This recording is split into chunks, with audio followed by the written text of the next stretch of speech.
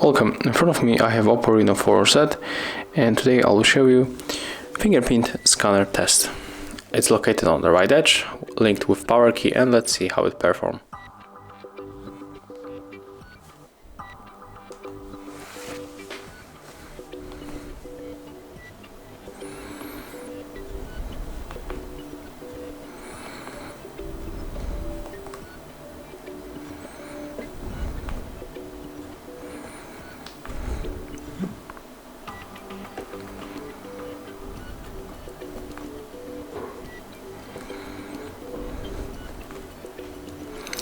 So as you can see, it's very fast, and if you correctly put your finger on the sensor, it unlocks our smartphone without any problem.